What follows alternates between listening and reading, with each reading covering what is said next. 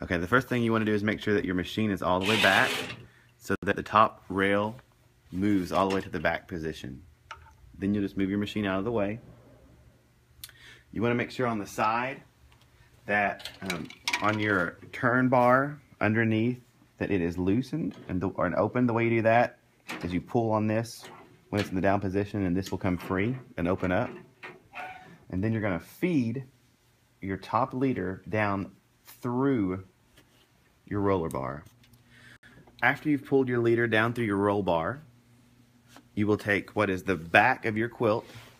This is your backing. The good side of the fabric will be going down, and you will mark the center of your backing, and on your leader you'll have a center mark, and you'll line up mark to mark like so, and then you will either pin or snap your centers onto your leader, and from there you will pin out or snap in both directions from your center out. Next, you'll take the bottom of your backing and you will pin it to the topmost rail in the front of your machine. If this doesn't turn freely on the side, you can unlock this by turning this half a turn, and now this will turn freely to give you some slack. And once again, you're just going to line up center mark to center mark, making sure that you haven't twisted your backing in any direction. You want it to be nice and straight. Find your mark, line them up, and then you would pin or snap depending on the system you have. And once again, you will start in the center and pin out in both directions so that you get a nice even pull on your fabric. Now that your backing is secured to both the front and take-up leader, on your bar underneath where we unlocked it to start, we're going to pull our tab out, swing it down, and close it so that this bar locks together. This is the part that's a little bit tricky. What you want to allow is about 6 to 7 inches from your roller bar down to where you're going to want to start quilting. And so you can turn your take-up lever back and forth and adjust that until it gets approximately where you want it to be. At that point, you're going to pull out your safety pin and you're going to roll your bar toward your quilt. And you can roll it one full turn and it'll click into place. At this point, we're going to relock where we unlock our bottom bar, or our top take-up lever here. And we're going to roll it the only direction that it will roll and lock until we get tension on our quilt backing. And you can see here that our quiltable space is going to butt right up against our bar, which is what we want. And if you have any kind of slack or if there's any kind of unevenness, you can always tighten this a little bit or pull and tuck. All that matters is that it's nice and flat where you're quilting.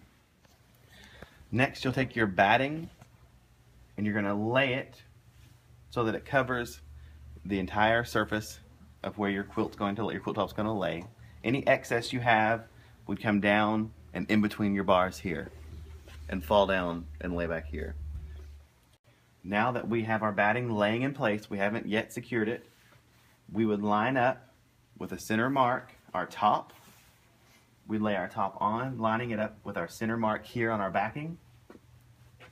And then you have the option of either basting it down, which you would start in the center and baste this way, and then start in the center and baste this way, or you have the option to pin, and you could start in the center and pin this way, and then this way.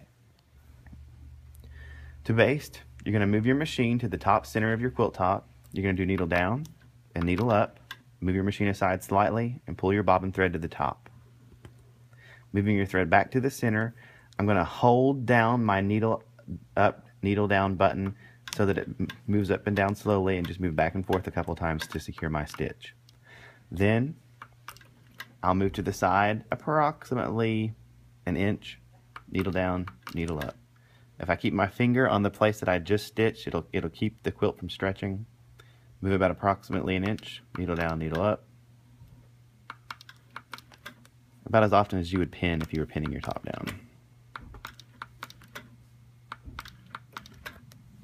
At the end, you can go back and forth a couple times and secure your stitch.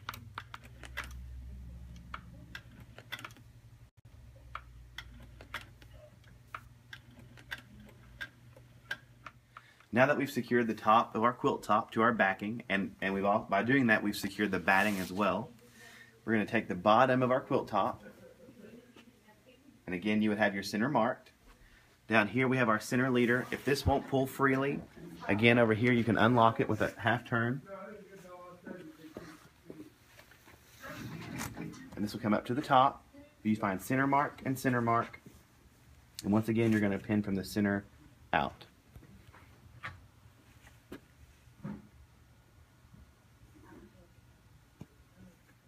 Now that we've pinned on, we're going to let it drop here over to the side. We're going to turn our knob back about a half turn, and then when you roll it, you'll hear the click.